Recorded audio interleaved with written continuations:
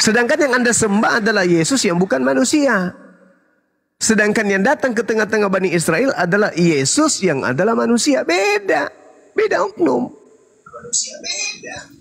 Yang Anda sembah itu Yesus yang bukan manusia. Sedangkan yang datang kepada Bani Israel adalah Yesus yang manusia. Dua oknum yang berbeda tapi satu nama. Itulah yang Yesus nubuatkan di dalam Matius 24 nomor 4 dan nomor 5. Adanya Yesus palsu yang datang menyesatkan banyak orang. Mana banyak orang yang disesatkan? Kristen. Soalnya kan kalau yang kami pahami yang sering diajarkan katanya itu malah berujuk ke Nabi Muhammad kan, yang Nabi palsu itu. Soalnya kan tidak bisa. Gak bisa. Gak bisa sampai ke Nabi Muhammad. Karena pengikut daripada Nabi palsu itu di dalam Matius 20, di dalam Matius 7, tanda-tanda daripada buah nabi palsu, pengikutnya memanggil Yesus Tuhan, bernubuat pakai nama Yesus, mengusir setan pakai nama Yesus, bermujizat pakai nama Yesus. Murid Nabi Muhammad tidak ada yang demikian. Cuman muridnya Paulus yang demikian. Kalianlah itu. Ayo, siapa yang bernubuat mengusir setan, bermujizat pakai nama Yesus? Kristen atau Islam? Ya Kristen. Siapa pendiri Kristen? Ya Paulus. Berarti nabi palsunya siapa? Kristen. Paulus. Pasti orang tahu. Ada kan agama yang mereka gimana? Agama yang namanya Saksi Yehova. Saksi Yehova itu kan muncul baru 2 jam yang lalu, Ibu. Kristen pertama itu kan Katolik. Katolik yang pertama. Mereka tidak mentuan-tuannya sejujurnya kan mereka kata siapa sampai hari mereka mengakui sebagai ciptaan. Kata siapa kemudian orang-orang Katolik pengikut Paulus tidak menyembah Yesus, menuhankan Yesus? Kata siapa?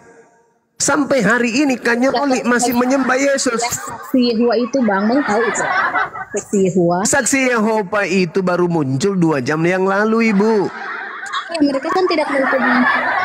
Kan mereka menganggap sama seperti kucing yang ada di rumah saya juga tidak mempertuhankan Yesus. Bedanya di mana? Kan cuma penumpang gelap. Yesus berkata kemudian, aku diutus hanya kepada domba yang sesat dari umat Israel, yang hilang dari umat Israel. Matius 15 nomor 24. Matius 10 nomor 5 nomor 6. Yesus berpesan kepada ke-12 muridnya agar jangan ke bangsa lain. Sake-sake Yehova itu bukan Bani Israel. Dia itu adalah sales penjual. Siapa? Penjual agama yang tidak pernah diajarkan Yesus. Di mana Yesus punya murid orang non-Yahudi? Ada nggak? Tunjukkan ke saya. Ada nggak muridnya Yesus non-Yahudi? Nggak ada. Orang yang non-Yahudi bertemu Yesus hanya dipanggil gogok sama Yesus. Kalau kalian dipanggil serigala bergigi ompong. Nah, itulah kalian. Di mana itu Yesus sampaikan? Matius 15 nomor 24.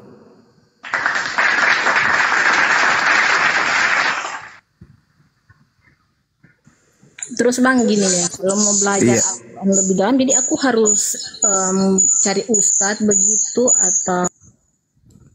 Ya, boleh cari ustadz, boleh juga melalui TikTok, cari teman-teman kita dari API. Nah, kalau Ibu berbicara mengenai Islam, konsep bertuhannya itu yang pertama adalah Bismillahirrahmanirrahim. Namanya disebut yang Maha Kasih dan Maha Penyayang. Yang pertama, Qul huwallahu ahad. Ibu harus mengimani, ikhlas, ridho, tak ada paksaan untuk tidak mempertuhankan hakikat pencipta yang maha suci, maha tinggi, yang maha tunggal secara absolut. Tuhan satu, tidak berbagi, ada anaknya, ada tantenya, ada sepupunya, ada kakeknya, ya, ada bapak tirinya. Nggak ada Tuhan kayak gitu, tuh nggak ada Tuhan kayak gitu, nggak ada.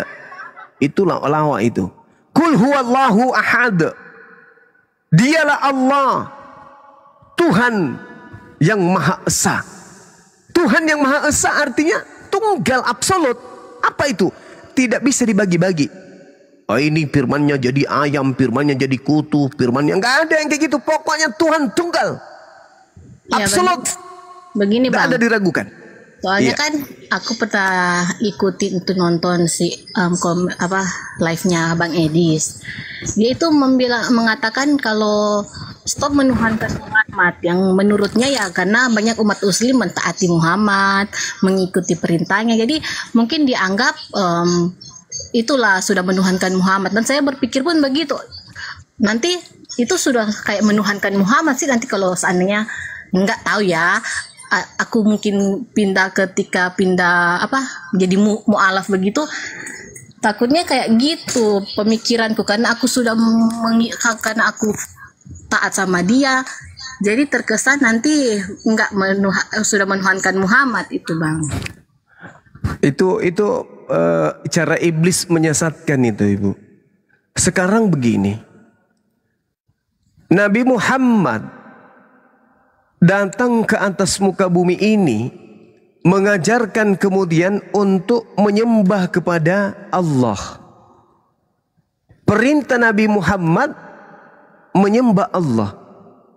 Wa ma khalaqtul jinna wal insa illa liya'budu. Nabi Muhammad mengajarkan Allah tidak menciptakan manusia melainkan untuk menyembah kepada Allah dan mengimani dirinya sebagai rasul utusan Allah. Makanya di dalam Al-Quran, ya ayyuhalladzina amanu ati'ullah wa ati'ur rasul wa ulil amri minkum.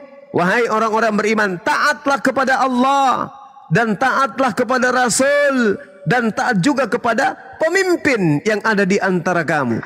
Jadi maksudnya kalau taat kepada Rasulullah itu sama dengan menyembah. Jadi kalau saya taat perintah pemerintah, berarti saya menyembah pemerintah. Sementara Al-Quran mengatakan taatilah pemerintah yang ada di antara kamu. Wa ulil amri minkum. Jadi pemahaman Edis itu menggiring manusia untuk menjauh dari kebenaran. Sekarang begini Bu, kalau orang tua ibu minta ditaati, apakah ibu menyembah orang tua? Mempertuhankan orang tua? Tidak sih, seperti Yesus juga mentaati dia tapi tidak mentaati. Nah, itu baru betul. Itu baru betul. Mentaati Yesus bukan berarti menuhankan Yesus. Itu betul. Nah, sekarang murid-muridnya ketika diperintah, apa kata Yesus? Yesus berpesan kepada ke-12 muridnya, jangan ke bangsa Indonesia. Maka murid yang taat kepada Yesus tidak akan mungkin ke Indonesia. Kalau seluruh muridnya Yesus taat kepada Yesus, maka tidak ada Kristen di Indonesia. Kenapa? Karena para murid hanya diutus kepada domba yang hilang dari umat Israel. Adanya Kristen di Indonesia yang menjual nama Yesus, bukti bahwa ada murid yang tidak setia terhadap gurunya, tidak taat kepada Yesus.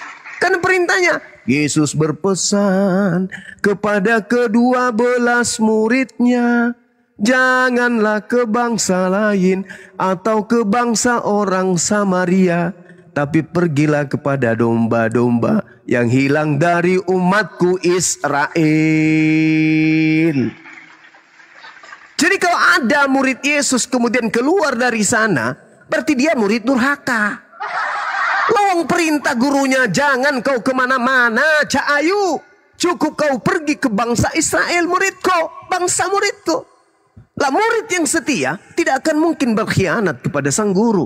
Lah ini kok malah ada yang sampai ke Indonesia. Sudah begitu, lain yang diajarkan Yesus di sono, lain yang diajarkan di sini. Di sana Yesus mengatakan, membisikkan ke muridnya, dengarkan saya wahai muridku. Ya paman, nih satu kata buat kalian.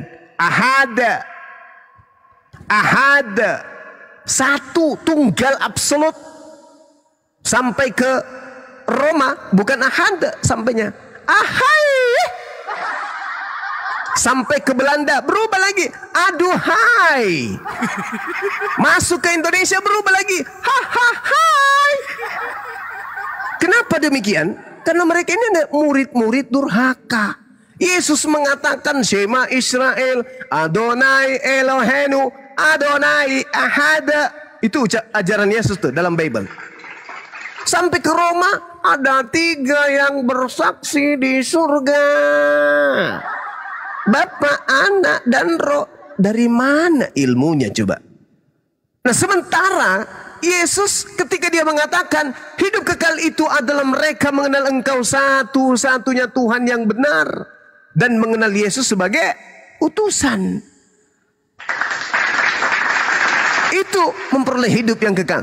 Tapi itu konsep untuk Yesus bagi muridnya Bani Israel. Islam Kristen tidak punya bagian di sono. Karena Yesus hanya untuk Bani Israel. Orang setelah Yesus jatahnya kepada siapa? Baginda Rasulullah Muhammad sallallahu alaihi wasallam. Nabi Musa juru selamat bagi Bani Israel. Yesus juru selamat bagi Bani Israel. Nabi Muhammad juru selamat bagi seluruh umat manusia alam semesta. Ibu mau berkiblat ke Yesus. Yesus hanya untuk Bani Israel. Disepak nanti bokongnya. Kenapa Anda tidak berkiblat kepada Nabi Muhammad? Sedangkan beliau diutus untuk ibu. Untuk seluruh manusia. Coba. Bil bayyinati waz zubur wa anzalna ilaika dzikr litubayyana lin-nasi ma nuzzila ilaihim wa la'allahum yatafakkarun. Nabi Muhammad diberikan Al-Quran untuk Nabi Muhammad membimbing seluruh umat manusia agar manusia tahu apa yang harus mereka laksanakan di hadapan Tuhannya. Lah, mana dalilnya Yesus mengajarkan dirinya untuk seluruh umat manusia? Ada? Tak ada. Lalu orang-orang yang nebeng ke sana, aku pengikut Yesus loh, disepak bokongnya. Enyahlah daripadaku, kalian semua adalah pembuat kejahatan. Aku tidak mengenal kalian. Coba. Masya Allah, syukran. Salam Bang Zuma. Iya, malam Cak Ayu. Ya, gimana? Maaf Bang. Siap. Tadi kan kata Abang itu Nabi laki-laki Muhammad. Gurunda bukan Cahayu. Laki-laki Lah. Bang. Oh, Lah kalau laki-laki dipanggil Cak Ayu nggak boleh? enggak boleh. Lah kalau manusia dipanggil Tuhan kok boleh? Nah, itu dia. Ini yang saya nggak tahu nih. Gini Bang, tadi kan Ya, lanjut. kata Bang Zuma Muhammad juru selamat bagi umat manusia ya. Yes. Terus jadi Quran itu Allah memwahyukan ya kepada Nabi Muhammad Alhamdulillah, iya, betul. dan dituliskan oleh sahabat-sahabatnya Bang. Yes. Jadi isi di Quran itu benar semua ya Bang. Alhamdulillah, sahih, valid. Terus kenapa saya baca di QS 66 ayat 1, Iya. mengapa engkau mengharamkan apa yang dihalalkan Allah bagimu? Kenapa itu Bang Nabi Muhammad ditegur Bang? Yes, karena Nabi Muhammad kemudian mengharamkan dirinya untuk minum madu. Mengharamkan dirinya menggauli istrinya yang halal. Sementara istri itu dihalalkan. Minum madu itu dihalalkan. Kenapa dia mengharamkan? Makanya ditegur oleh Allah. Kan Bukti. itu nggak dibilang minum madu Bang. Nah, makanya Al-Quran itu tidak bisa dipahami hanya dengan terjemahan. Nah, itulah hebatnya Al-Quran. Oh begitu. Iya dong. Tadi kan kata Iya. Bang Suma itu Al-Quran benar semua diwahyukan, tapi kok bisa segitunya Allah menegur Nabi Muhammad ya? Apa hubungannya Al-Quran benar semua dengan teguran Nabi Muhammad? Berarti kan ada yang salah berarti kan kepada Nabi Muhammad sampai dia ditegur. Nabi Muhammad sallallahu alaihi wasallam kemudian di dalam Al-Quran surah At-Tahrim jelas beliau kemudian mengharamkan dirinya, kemudian tidak akan lagi aku minum madu ini, kata beliau. Tapi apa kata Allah? Tidak boleh kau mengharamkan itu. Ya ayuhan nabiyyu lima tuharrimu ma ahallallahu lak. Mengapa engkau mengharamkan sesuatu yang dihalalkan bagimu? Tabtaghi mardatan azwajik. Itu berbicara mengenai istri. Engkau ingin menyenangkan hati istrimu? Allahu ghafurur rahim. Dan Allah Maha Pengampun lagi Maha Penyayang. Ini tidak berbicara mengenai tuduhan-tuduhan orang-orang kafir, enggak. Ketika kemudian baginda Rasulullah Muhammad sallallahu alaihi wasallam datang kepada bini beliau Ini tentang hukum etika kemudian. Etika. Bagaimana Rasulullah kalau kita berbicara mengenai asbabul nuzul dari ayat itu sangat jelas. Beliau mengharamkan dirinya kemudian minum madu. Gak mau lagi dia. Baiklah sayang, aku tidak akan minum madu lagi. Ditegur oleh Allah. Ya ayuhan nabiyyu, lima tuharrimu ma'ahallallahu lak. Kenapa engkau mengharamkan sesuatu yang dihalalkan? Gak boleh. Jangan karena mau menyenangkan istrimu, kau melanggar kemudian hukum yang aku berikan kepadamu. Gak boleh. Nah, itu teguran Allah kepada baginda Rasul Muhammad SAW. Bukti bahwa Al-Quran itu bukan karangan beliau. Kalau ini Al-Quran karangan beliau, nggak mau dikarang dia. Kok saya pakai dikena teguran? Enak aja. Aku kan hebat. Ngapain aku ditegur-tegur? Nggak kira hapus yang ini. Itu kalau karangannya dia. Tapi kan tidak mungkin. Makanya Allah mengatakan, kada faradallahu lakum tahillah aimanikum wallahu maulakum wa huwal alimul hakim. Sungguh Allah telah mewajibkan kepadamu membebaskan dirimu dari sumpahmu barusan. Dan Allah adalah pelindungmu dan dia mengetahui dan dia maha bijaksana. Itu kata Allah. Jadi saudara, kalau Anda membaca Al-Quran itu, ya apalagi sampai mengkritisi maksud saya. Tapi kalau hanya sekedar bertanya, silakan. Kami senang umat Islam itu. Tapi kalau ada yang perlu kitab pelengkap ya bang gitu, kayak hadis. Bukan begitu saudara. Dengarkan. Allah Subhanahu wa taala level tertinggi. Level kedua kemudian adalah baginda Rasulullah Muhammad sallallahu alaihi wasallam. Di bawahnya level ketiga yaitu manusia biasa. Allah memberikan wahyu kepada beliau, Nabiullah, agar bisa menguraikan kalimatullah. Al-Quran itu kalimat-kalimat pencipta langit dan bumi, bukan kalimat-kalimat manusia. Maka yang bisa menguraikan isi daripada kalimat Allah adalah wakilnya di bumi, yaitu Nabi. Nabi menguraikan isi Quran. Uraian isi Quran itulah yang disebut hadits. Makanya dikatakan dalam Al-Quran legalitas beliau kemudian untuk menjabarkan isi Quran. An-Nahl ayat 44. Bil bayyinati waz zubur wa anzalna ilaika dzikr litubayyana lin-nasi ma nuzzila ilaihim wa la'allahum yatafakkarun. Aku berikan Al-Quran kepadamu wahai Nabi Muhammad agar engkau menjelaskan, menguraikan kemudian, mentafsirkan kemudian kepada seluruh umat manusia. Dia diperintahkan untuk mentafsirkan. Apa maksudnya? Seperti sebuah bangunan, Al-Quran itu seibarat rumah yang sudah utuh. Nah, hadits itu fungsinya apa? Menjelaskan dinding. Itu ada batu merah, ada semen, ada pasir, ada kusen, ada jendela, ada pintunya, ada kain hordennya. Itu hadits. Yang tadinya sudah utuh, dipecah-pecah oleh Rasulullah. Dipilah-pilah oleh Rasulullah untuk diuraikan satu persatu.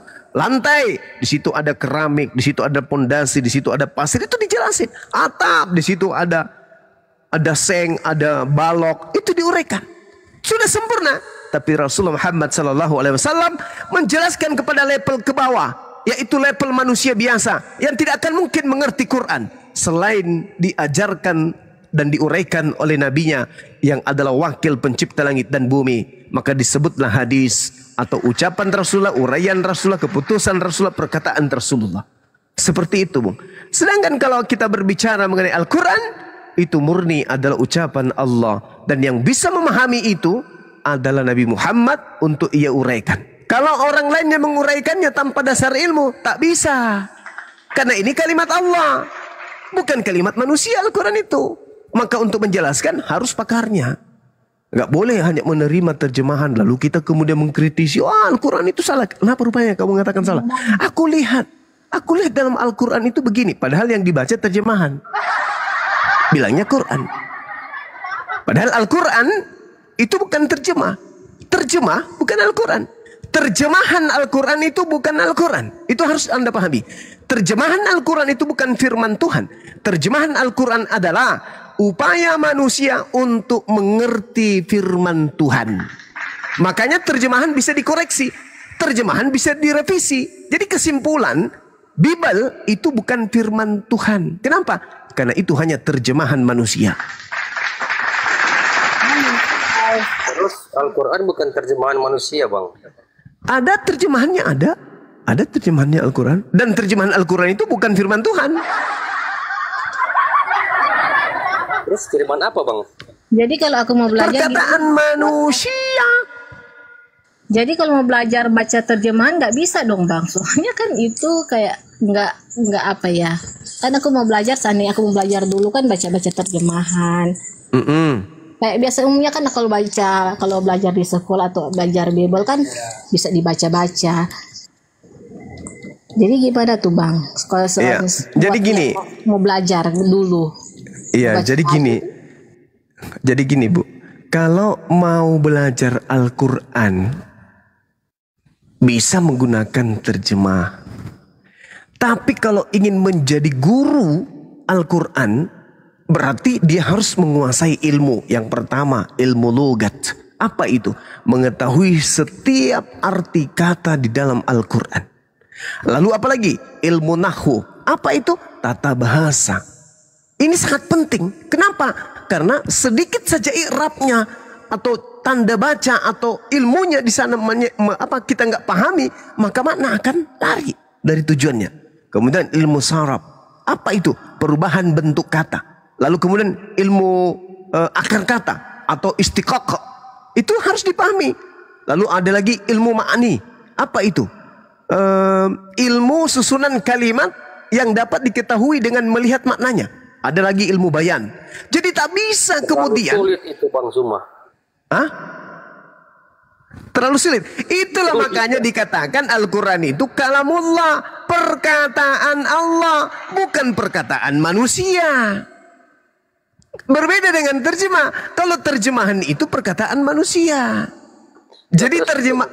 Gini jadi Bang, kalau memang gimana? Maaf ya. Soalnya kalau memang perkataan Allah, terus kalau diterjemahkan, terus tadi abang bilang kalau diterjemahkan bisa direvisi, betul kan? Ya. Nanti kita mau mencari tahu artinya gimana Bang? Kan kita perlu tahu artinya Bang. Saudara, kan ada artinya. Siapa bilang Al-Quran? Tadi kata Bang Zuma itu bukan firman Tuhan. Hei saudara, terjemahan, ngerti terjemahan gak sih? Iya, itu diterjemahkan. Ya. Itu diterjemahkan. Jadi Al-Quran itu bisa diterjemahkan ke dalam bahasa manapun. Bisa. Tetapi itu hanya pengalih bahasa. Dari bahasa Al-Quran, bahasa Arab, menuju kepada bahasa yang kita pakai. Bahasa Indonesia. Tapi terjemahannya benar kan? Benar terjemahannya. Yang dimaksud di sini adalah makna kandungan yang tersimpan di dalam ayat itu harus didasari terhadap ilmu, disiplin ilmu yang mengkaji tentang isi Al-Quran itu sendiri. Ya, oke Bang. Jadi tadi abang mengklaim bahwa Nabi Muhammad juru selamat bagi umat manusia, betul kan? Yes, betul. Terus yang saya lihat di surat Al-Ahqaf ayat 9 Bang. Sedangkan Nabi Muhammad tidak tahu apa yang Allah perbuat kepadanya dan kepada kita manusia Bang. Gimana itu Bang? Oke. Rasulullah Muhammad SAW menjelaskan hal demikian. Apa kata Rasulullah di dalam Al-Quranul Karim? Di dalam pernyataan beliau. Jaminlah aku 6 perkara, maka aku jamin engkau surga. Bahkan Al-Quran mengatakan bil bayyinati waz-zubur wa anzalna ilaika dzikra litubayyana lin-nasi ma nuzila ilaihim wa la'allahum yatafakkarun. Dia ditugasi kemudian untuk menjelaskan isi Quran supaya manusia bisa mengerti, supaya manusia itu bisa selamat. Qul in kuntum tuhibbunallaha fattabi'uni yuhibbukumullah wa yaghfir lakum dzunubakum wallahu ghafurur rahim. Katakanlah kepada mereka, kepada manusia, wahai Nabi Muhammad, barang siapa yang ingin selamat, dosa-dosanya dihapuskan oleh Allah, perintahkan kepada mereka untuk mengikutimu. Ikut, maka mereka akan kuhapuskan dosa-dosanya dan mereka akan aku cintai. Kalau yang mencintai kita ini presiden kita Pak Prabowo, amanlah kita. Tapi ini yang mencintai kita adalah pencipta alam semesta. Nah, lalu kemudian Anda membawa Al-Quranul Karim dengan mengatakan Rasulullah Muhammad sallallahu alaihi wasallam itu tidak selamat, kata Anda. Bukan begitu. Rasulullah Muhammad sallallahu alaihi wasallam diajarkan untuk tidak melampaui pernyataan-pernyataan Allah. Bahkan Rasulullah kemudian diajarkan jaminan kepadanya, yaitu surga Al-Kautsar. Berarti di Al-Ahqaf itu nggak benar bang ayatnya. Yang mana yang tidak benar? Yang katakanlah Nabi Muhammad, aku bukanlah Rasul yang pertama di antara para Rasul.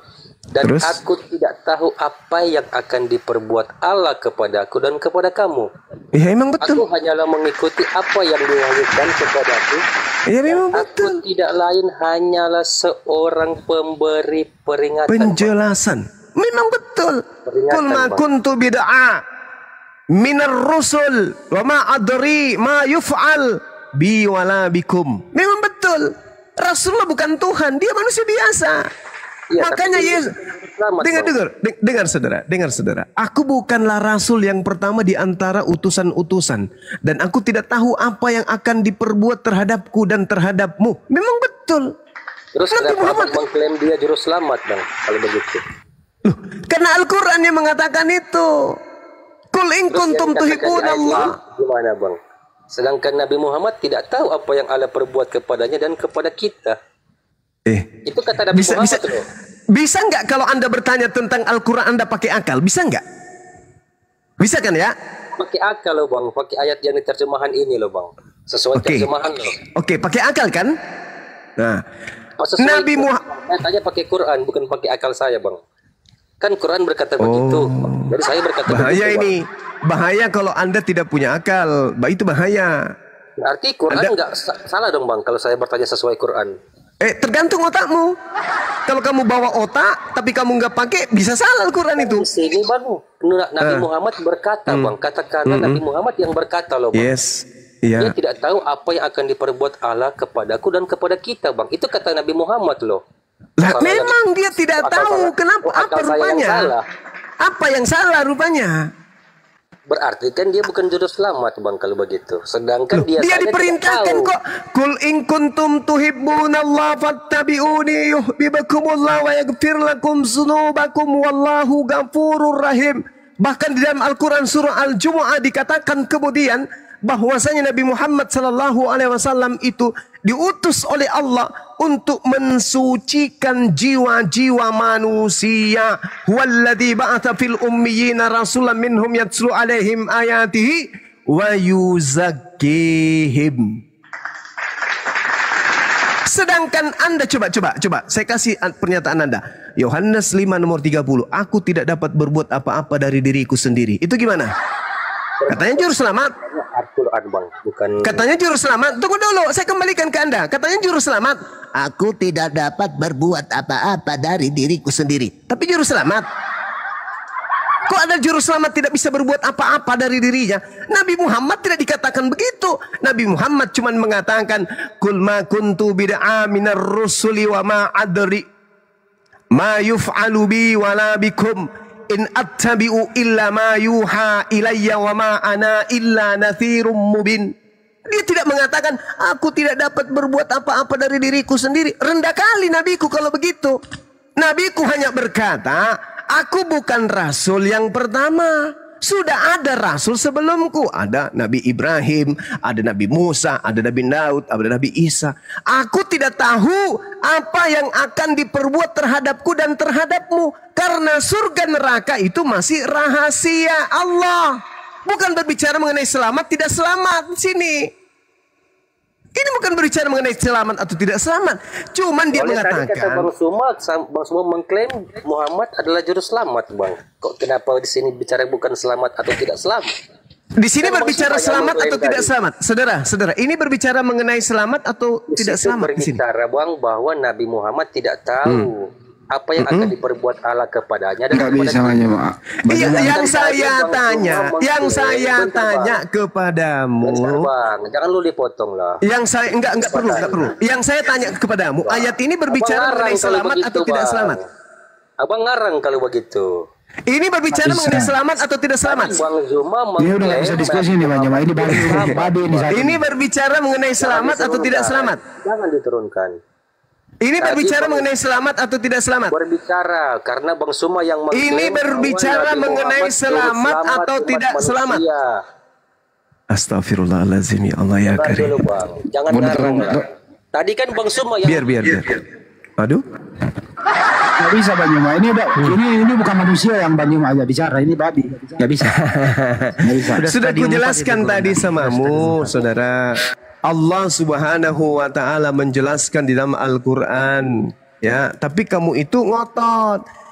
Tadi kan saya sudah mengatakan di dalam surah Ali Imran ayat 31 bahwasanya baginda Rasulullah Muhammad sallallahu alaihi wasallam itu diperintah oleh Allah untuk mengatakan, jelaskan itu, bahwasanya katakanlah wahai Nabi Muhammad, barang siapa yang ingin selamat, kau akan jelaskan, barang siapa yang ingin selamat, barang siapa yang ingin dicintai oleh Allah, barang siapa yang ingin diampuni dosa-dosanya, barang siapa yang ingin diampuni kemudian oleh Allah, maka ikutilah Nabi Muhammad. Barang siapa yang ingin dicintai oleh Allah, maka ikutilah Nabi Muhammad.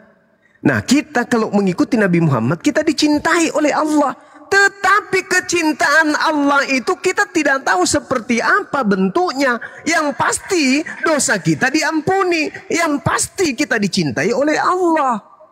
Kalau dosa diampuni, kemana perginya? Kemana perginya orang ketika dosa yang diampuni?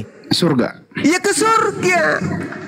Cuma Nabi Muhammad kemudian tidak ingin melampaui. Lagi pula ini kan firman Allah. Perintah oleh Allah kepada baginda Rasulullah Muhammad sallallahu alaihi wasallam untuk mengatakan bahwa, katakanlah kepada mereka wahai Nabi Muhammad, ma kuntu bid'a minar rusuli wa ma adri ma yuf'alu bi wala bikum. Aku bukan rasul pertama di antara rasul-rasul. Dan aku tidak tahu apa yang akan diperbuat terhadapku dan terhadapmu.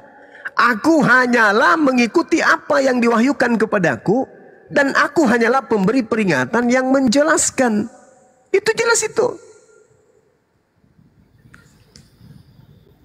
Coba.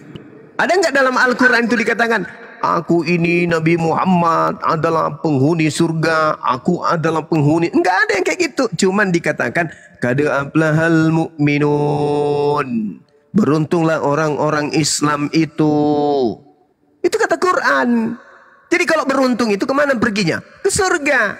Nah, sedangkan di ayat yang sama, di surah yang sama, Al-Mu'minun ini, umatnya Nabi Muhammad SAW jelas diwariskan kemudian baginya surga. Nah, karena itulah kemudian Anda harus ketika berbicara mengenai Quran atau bertanya tentang Quran, Anda harus memahami konteks ayat tersebut. Rasulullah sedang berbicara dengan siapa? Ayat itu disampaikan. Kristen kayak saya, gimana caranya, Bang?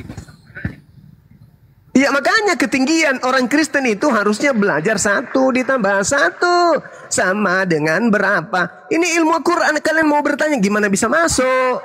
Ketinggian. Bentar, Bang. Terlalu tinggi. Bentar, Bang. Bentar enggak, Dok. Saya nggak persilakan kau bicara. Saya nggak persilakan kau bicara. Giliran kau yang Terlalu ditanya. tinggi. Giliran kau yang ditanya. Tes dulu satu Bang, Mbak. Pertanyaan sama dia. Ya, saya tanya dulu samamu. Pertanyaan saya Di belum sini dijawab, Bang. saya kan sudah menjawab tadi. Otakmu aja nggak sampai, otakmu yang tidak sampai.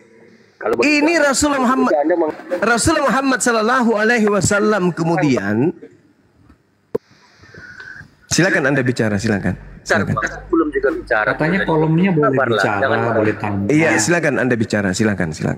Oke. Aku cuma mau nanya, Bang. Al-Quran kan kitab yang disempurnakan. Iya. Urutannya Terus? isinya apa aja, Bang? Tentang tauhid, hubungan manusia dengan urutannya, Bang. urutannya udah jelas kok. Anda kan bertanya, kenapa Kok menyadur dari mana? Emang Bible sadur dari kitabnya Yahudi. Al-Quran disempurnakan itu mengambil dari mana, kitab mana aja, Bang? Loh kok disempurnakan dari kitab mana aja? Al-Quran itu bukan Bible. Bible itu mengambil dari kitabnya Yahudi. Al-Quran tidak niru-niru kitabnya orang. Tidak niru kitabnya agama lain. Beda dengan Kristen. Copot dari kitabnya Yahudi. Al-Quran tidak begitu.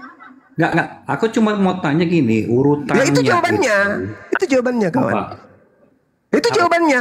Al-Quran itu tidak diambil, tidak dirampok dari agama lain. Tidak seperti Biblemu. Semua-muanya hampir curian dari agama lain. Itulah agamamu. Kalau tidak ada agama Yahudi dan agama Islam, hancur agama kau itu. Hancur.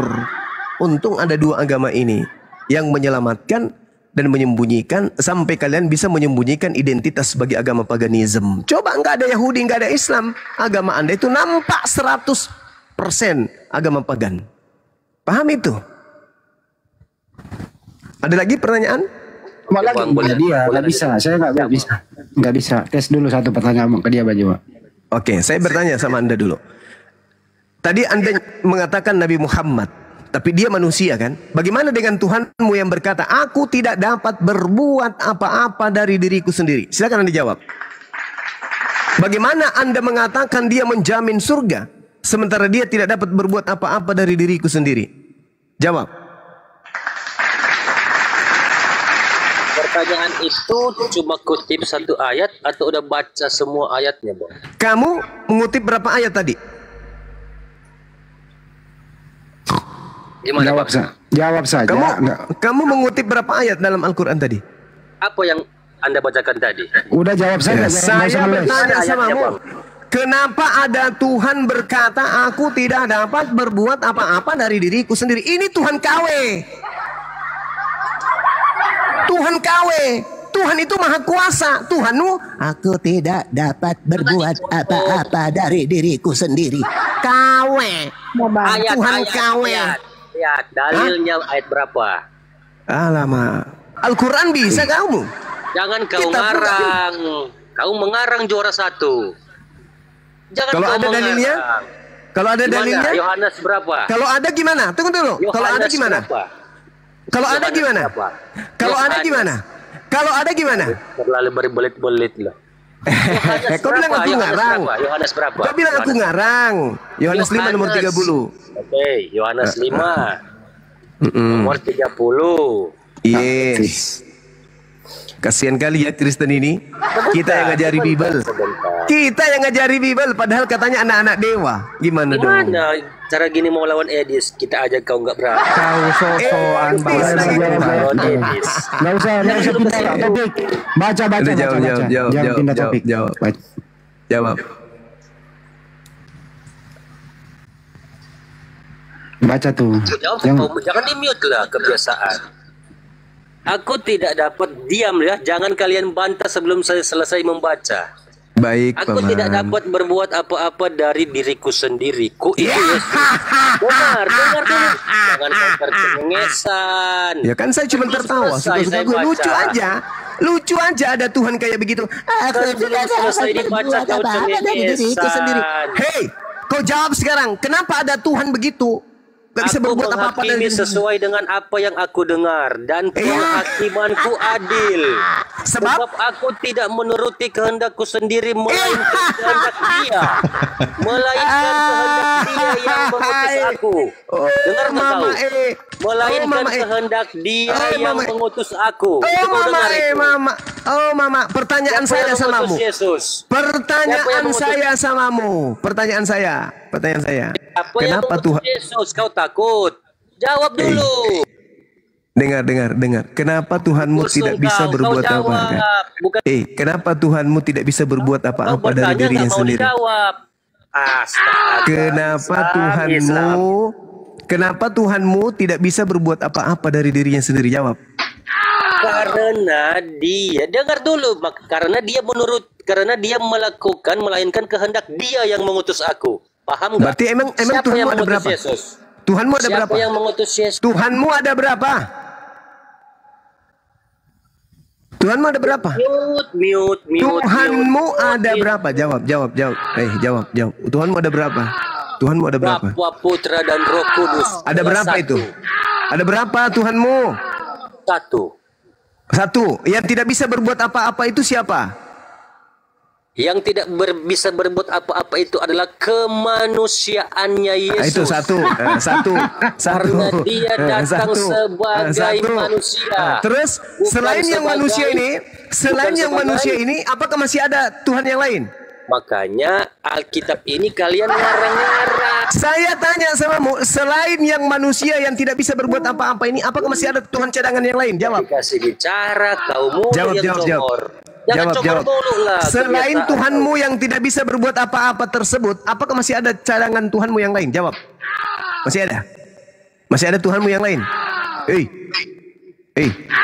Selain Tuhanmu yang tidak bisa berbuat apa-apa.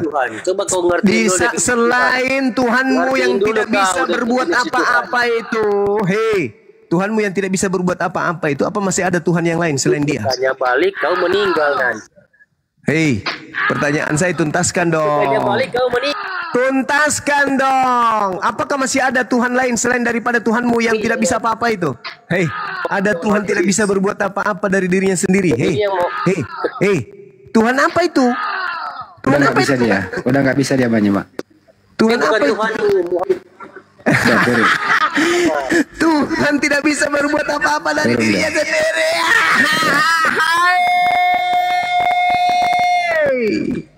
Bahlul. Bang, mau bertanya bang. Kenapa Tuhan tidak bisa berbuat apa-apa dari dirinya sendiri? Kucluk. Tuhan kok gitu kali sembahanmu. Habis itu Bang, mengatakan nubuatan, Bang. Tuhannya Nubuatan, bukan Bang. satu. Tuhannya bukan satu. Tapi yang satu ini tidak bisa berbuat apa-apa. Lalu yang maha kuasa siapa? Tuhan yang Bapa yang di surga. Dua dong berarti. Satu, Tuhan letoi, Tuhan lebay, Tuhan yang lupa dirinya Tuhan. Yang satu, Tuhan yang ada di surga. Berapa Tuhan? Tuhanmu berapa? Ada dua. Satu yang kuasa, satu tidak kuasa. Oten. Makanya kurangi makanan yang diharamkan oleh Tuhan. Mau bertanya soal. Bentar. Saya mau bertanya menurut pemahaman abang soal Yesus itu kan, ini enggak bukan pemahaman. Ini Kristen bukan ini yang cewek ini? Dalam Al-Quran kan Yesus yang kami pahami itu yang mereka banyak bilang dia adalah Isa itu adalah Yesus kan itu katanya Isa itu bangkit ya di Al-Quran. Ya, semua manusia nanti akan bangkit di hari kemudian. Tidak ada satupun manusia yang tidak bangkit termasuk Nabi Isa alaihissalam.